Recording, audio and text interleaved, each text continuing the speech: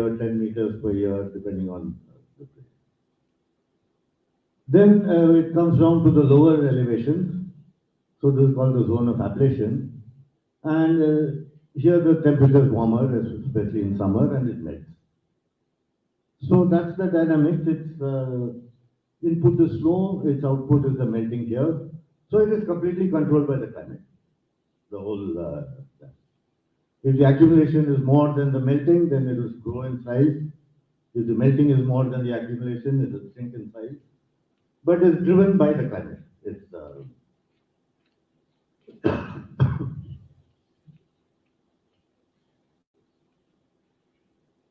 now, this is a photo of Satopan Glacier.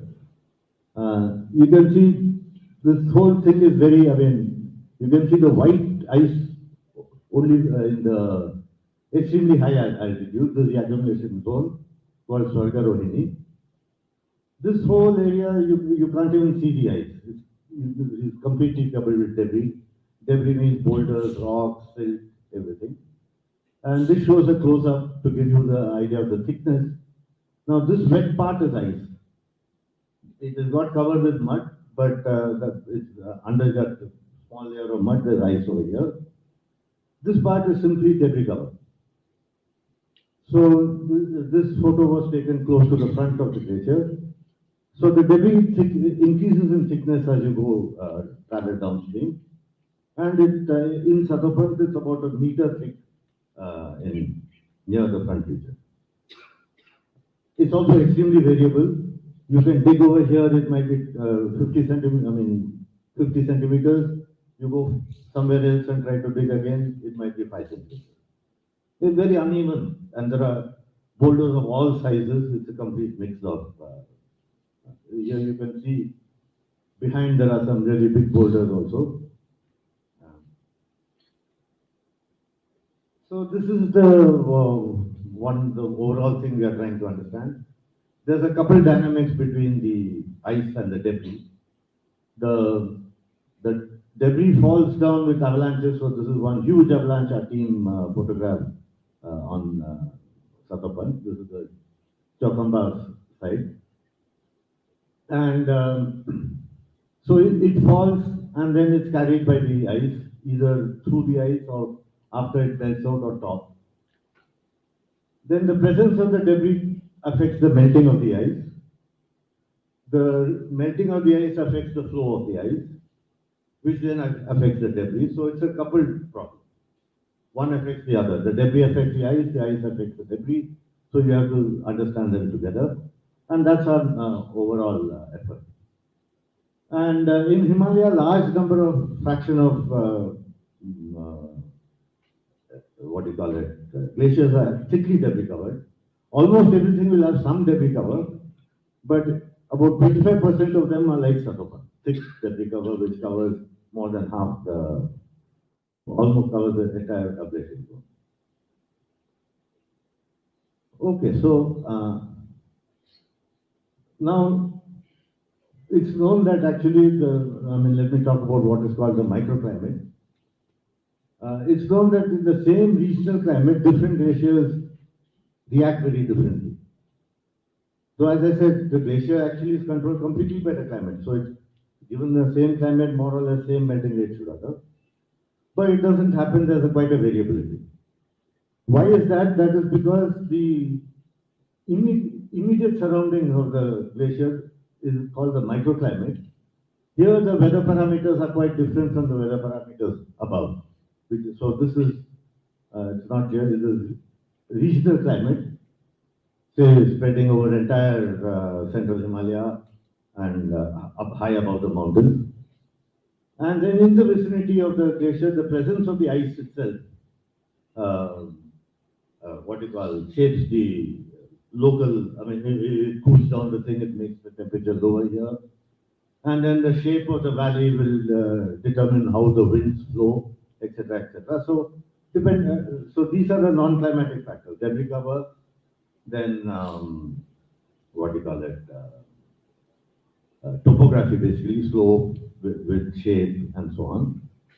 And now black carbon is another such thing. It is not directly to do with the climate, it's not a measure of the weather, but its concentration can affect the response of the, can change, affect the microclimate and hence change the response of the glacier to the climate. Because the glacier doesn't really know about the regional climate, that's far away. What it knows is about its own microclimate.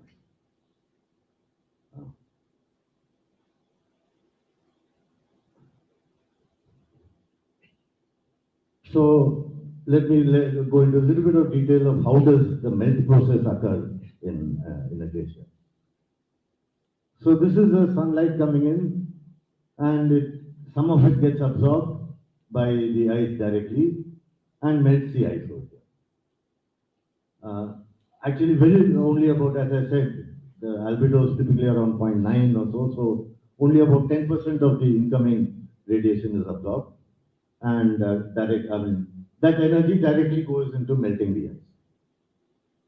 And then there is what you call sensible heat transfer, which is the direct transfer of heat from the atmosphere to the ice. So this direct transfer of heat depends on the temperature difference between the two medium. That is the temperature of the air and the temperature of the ice. Temperature of the ice is fixed, so it basically depends on the temperature of the ice. And then there will be infrared being, some of the energy goes back in the form of infrared radiation. This is how the energy processes are and the melting method. So in this case, most of the melting is because of that direct sensible heat transfer. The process in a debris covered glacier is slightly different because there is no ice atmosphere in the thickly debris covered region. There is no ice atmosphere boundary.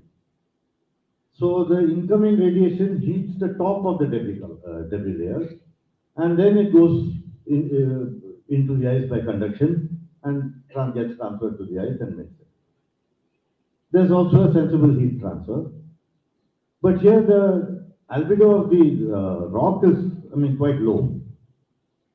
Typically, we measure it to be some 0.5 or something. So almost 50% of what is solar radiation coming in is absorbed by the top layer. And the top layer gets quite warm. Actually, on a summer day, it doesn't feel cold at all. You can walk on it, you can lie down on it, there's no problem. It's very warm. So consequently, the air debris temperature difference is not too much because the top of the debris layer is quite warm. So this process, which is more dominant in the debris-free glaciers, is less dominant in debris-covered glaciers. So this is just what I said. So in a debris-free glacier, the main thing is the direct transfer or sensible heat transfer from the atmosphere. And as you go higher and higher, it becomes colder and colder, so the transfer is less. So the melting is maximum at the lower portions and minimum at the upper portions. And whereas in the recovered glacier, it is basically by radiative heating, that is the sunlight getting absorbed by the top of the debris layer and getting heated up.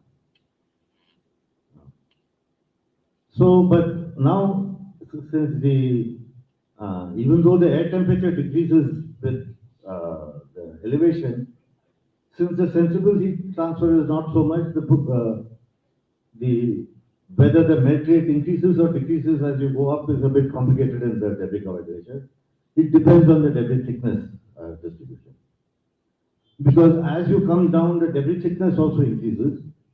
When the debris thickness increases, the amount of conduction heat that goes through by conduction is less.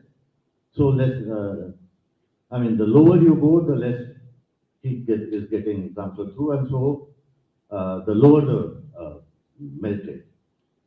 And as you go higher, once the debris goes off, then you can have a higher melt rate. So the process is more complicated, and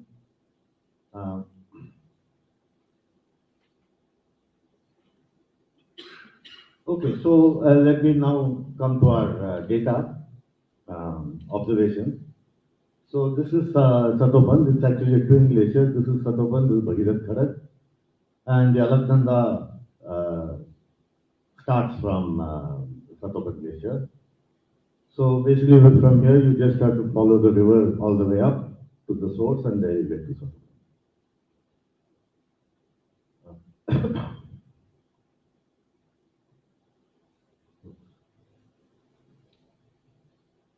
So this is a close-up of Satoban. These red dots are the stakes that we have installed. So stakes means you just drill a hole, put a bamboo into the ice, and then measure how much, measure the ice level. As the ice melts, more of the stake comes above ground. You monitor it regularly and measure the melt rate level. So these are our the stake positions, I think around 2016. We put them in lines, and uh, at some point of time there were about 60 stakes. Now we have less. This is the attelometer location, which the attelometer is the instrument that measures the black carbon concentration. And this is the AWS, automatic weather station location, just outside the glacier. And this thing is in a place, elevated sort of plain place called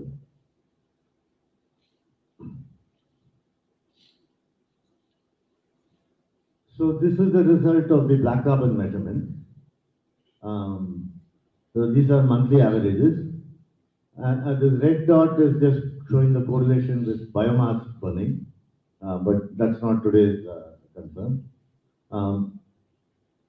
So it is high in June and then sort of decreases as the season progresses. And the main point is that there is a significant amount of black carbon there. I mean, it is much lower concentration than what you would say find in Srinagar or in the plains. But it's about 150 nanograms per meter cube, which is significant. It is there. There's no doubt about that. These are the ablation data for Satoban. So this is, I think you can't read it. This is the elevation.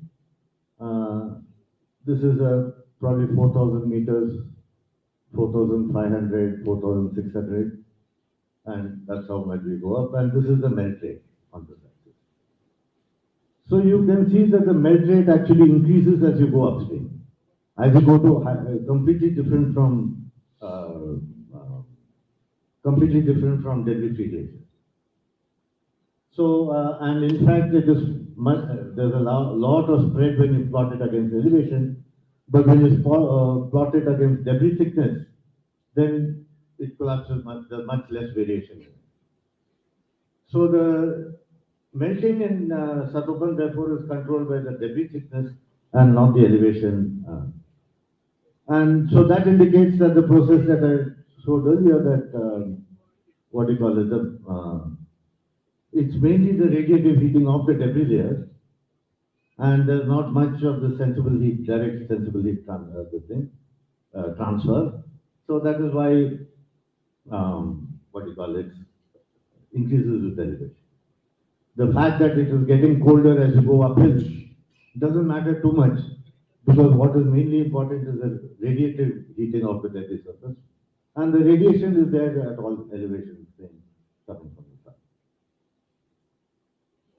Okay, so so as I said, this is just repeating what I said in the first slide, that the effect of black carbon is high when the albedo is high, for the two reasons that it, if you're, let me go to the other slide. And so one can try to estimate roughly what is the degree, change in albedo, given the fact that we have about 150 nanogram per meter cube. So there is, you have to use some approximations, and these are all very simple calculations. They are not the final word. They are only meant to provide a basic understanding and then motivate more detailed work. So there's thing called depositional. So the black carbon in the air gets deposited on the ground when the wind takes it on the ground. I mean, if the wind blows towards the ground, then the black carbon will stick there. And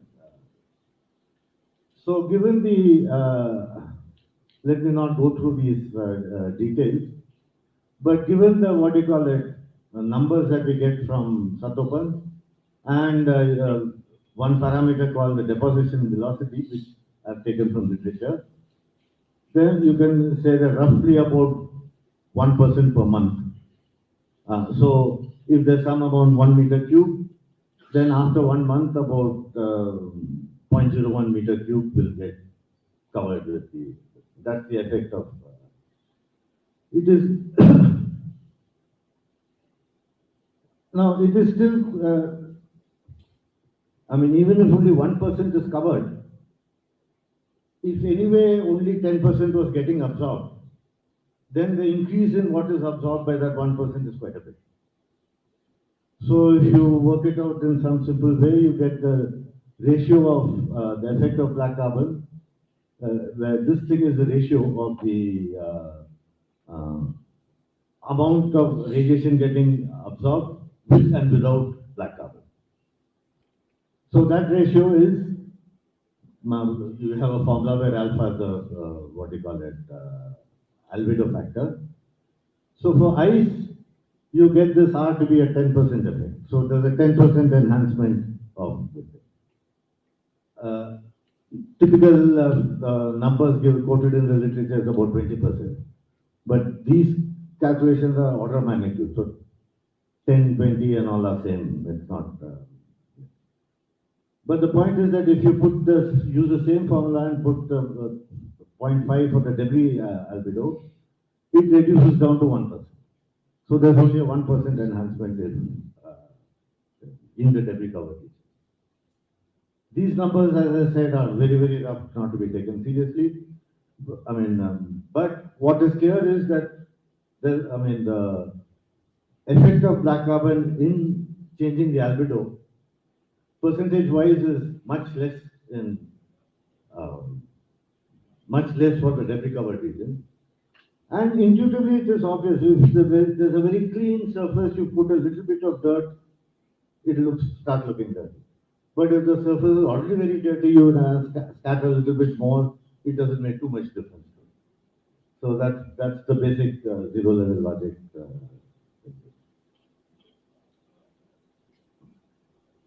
But so direct effects like this, one can expect to be small. It will be there as long as there is black carbon in the atmosphere. It will increase the melting rate. But in the debris-covered region, one can expect it to be small. But there could be an indirect effect. In winter, the entire place is covered with snow. I mean, the whole valley and the entire glacier is covered with snow. Then as summer comes, first the snow melts and then the ice starts melting. I mean, snow will get melted off, then that exposes the ice and then the ice starts melting. Now, black carbon will definitely affect the snow melt process quite significantly. Because snow is, so it could, so if, I not made any estimates, but for example, if it could advance the, so suppose the snow normally without black carbon would have melted on some day, melted fully. Because of black carbon, it could happen a week earlier. So it sort of increases the melting period of the ice, and that indirect effect is there. I have not made an estimate of how much that is percentage-wise, but that will definitely be there. So this is what, as I said, that, so what I've presented is a very rough analysis of the effect of black carbon, how it differs on a debris-covered glacier as compared to a debris-free glacier. So it should be looked upon as a qualitative analysis, not a paka thing. If one wants a better analysis, then it should include some more detailed modeling, maybe validate with some more data, and then you can try to apply it elsewhere. So as I said, the basic question being, how does I mean, it's not just Chattopan alone that we are worried about, it's all glaciers. So how does this black carbon affect the microclimate of the glacier? Is the basic question. So I'll stop over here. Thank you for your attention.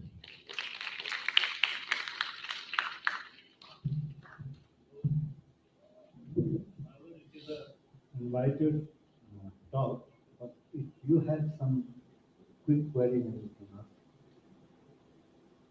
Yes.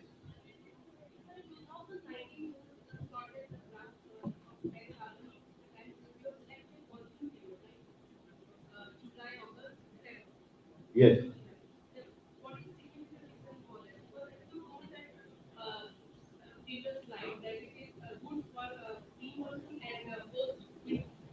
See, the choice of period, one thing, that is the melting period, and also practical reasons. We can go there only in June. Yes. Good question. So I should have mentioned that about. All this black carbon deposition rates, etc., which I said, is so-called dry deposition. With rainfall, it is more complicated. With rainfall, it will also wash off some of the carbon, black carbon. Yes, thanks for asking that question. Yes, all this, what I was talking about is pre-monsoon, dry season effects. I mean, again, even during monsoon, I think the effect will be suppressed over the debris covered regions. But the logic I presented won't work. Yes.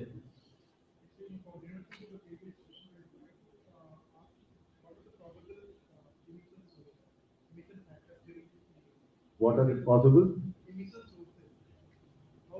Ah. During that period, all the major resources are supplied in the Yeah. Do you think that normally it's not so? So actually, we've analyzed that in the paper, used a transport model to trace back and see where it could have come from. It is strongly correlated with biomass burning. That period, May. the May period. So that's why June was the first month was the highest.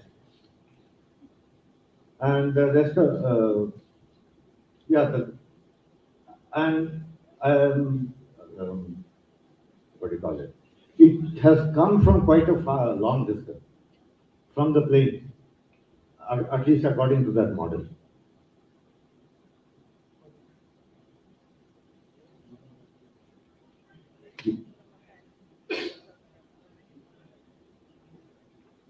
कच्चा पक्का कच्चा मतलब it is rough. बहुत सारे assumptions होंगे इसमें like deposition velocity क्या है, process को simplify किया है काफी, actual process काफी complicated होगा, but इस कच्चा analysis में हम बहुत simplified picture देते हैं. Variations होंगे, for example day-to-day variations होंगे black carbon इसमें हम पूरा average ले रहे हैं. So that is what I mean by कच्चा.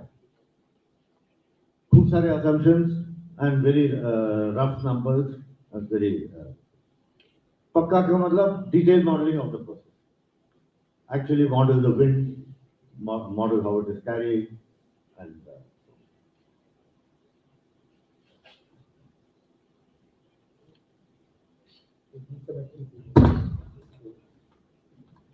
Thank you, sir. It's nice presentation.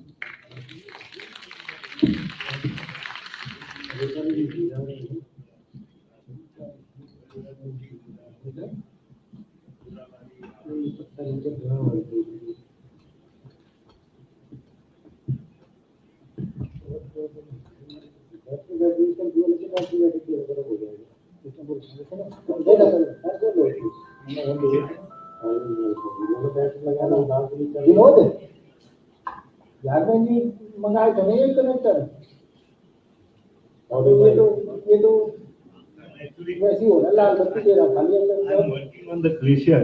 Therefore, I would like to explain this. System का जो मंगाया था माइल मंगाया था ना हाँ वो एक कनेक्टर मंगा देंगे ना कि अरे भट्टी वहां से अपना बंद करो भाई,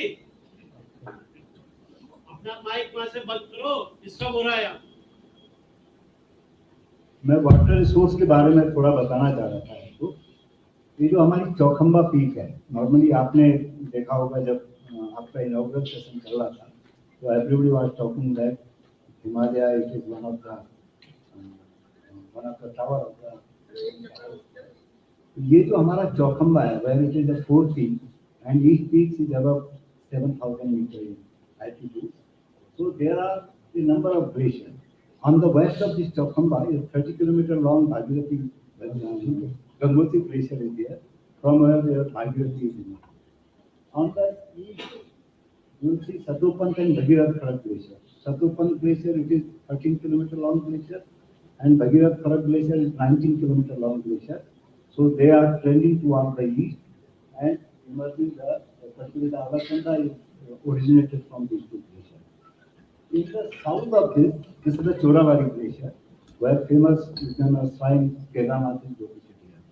So actually, this particular peak, Chaukhamba, it is sustaining all these glaciers, number of glaciers here, by a number of the avalanches here. So actually, it is our water tower, particularly water tower of the Uttarakhand. Thank you very much.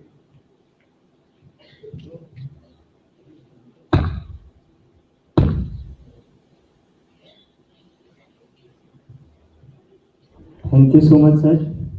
It was really an informative lecture. I hope everyone present here have learned something new. That's it. Proceeding the program. Now, proceeding the program, we humbly request Professor S.C. Nenwal, sir, to honor Professor R. Shankar with a memento as a token and respect and appreciation.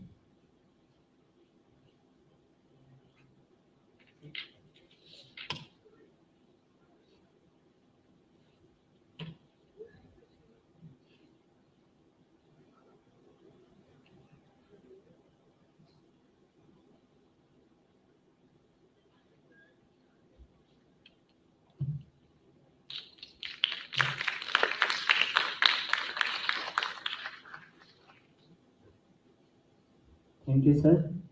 And now we humbly request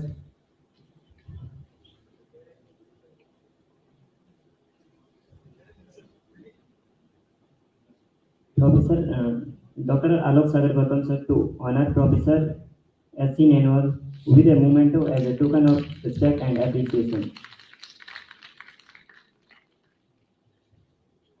Thank you so much, sir.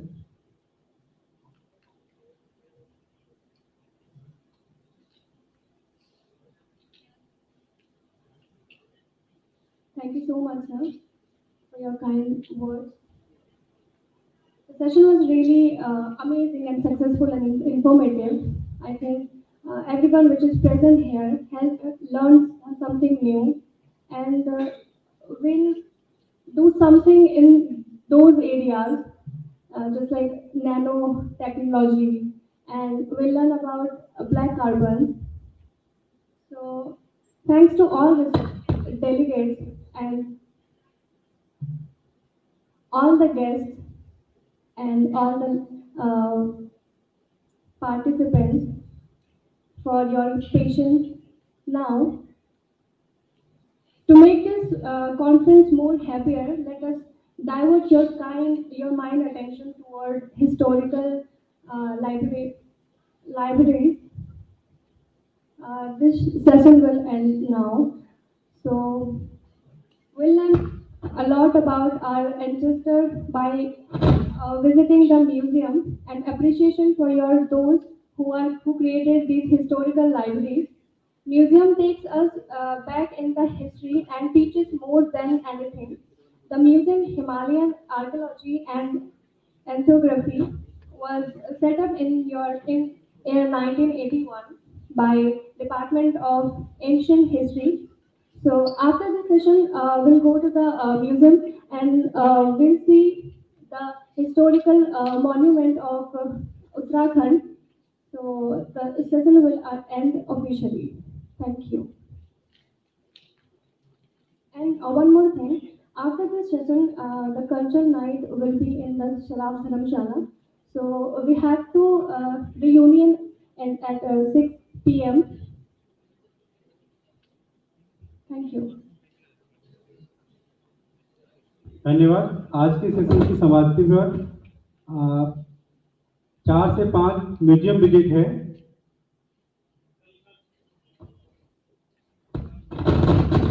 School of agriculture allied sciences के जितने भी poster oral presentation है वो 10 बजे department rural technology में report करें।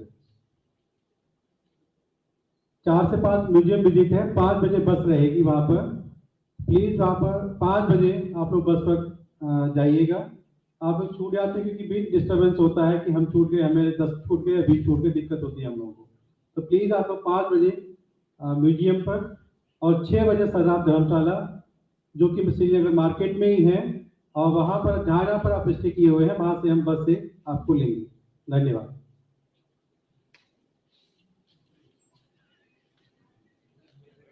आज के जितने भी हमारे guest speakers, invited speakers, participant, delegate जो भी हैं, सभी आमंत्रित हैं सरदार धर्मशाला में डिनर के लिए। Thank you.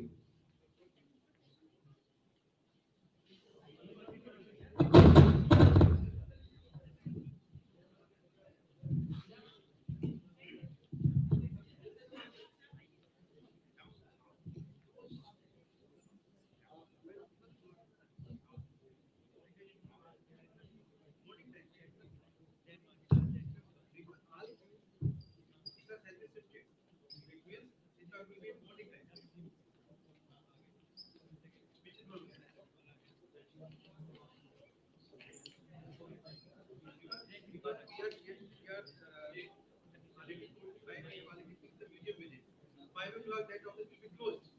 So we have to reach around 4 o'clock positively. The next program is 6 o'clock, Sadar Dharamshala. They are also waiting.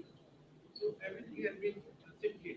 Maybe these lectures, most of the questions they will be morning session. Hello. Super. आपको hello order वही से तो चले जाएगा आगे।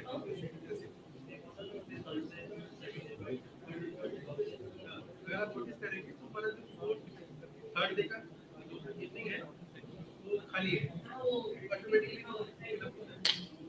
Thank you. ठीक है, आपको वीडियो चाहिए? हाँ, वीडियो में 5 दिन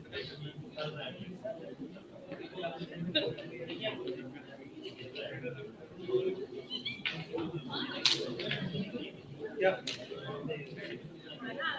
आप ये सब ये मैंने पहुंचना है सारे 5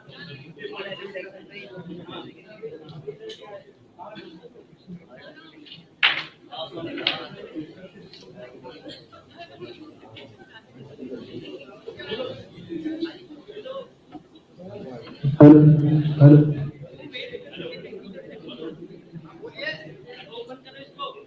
ओपन करो, ओपन आवाज बढ़ाओ, आवाज बढ़ाओ, आवाज। हेलो हेलो आ रही है सर, आ रही है। Hello hello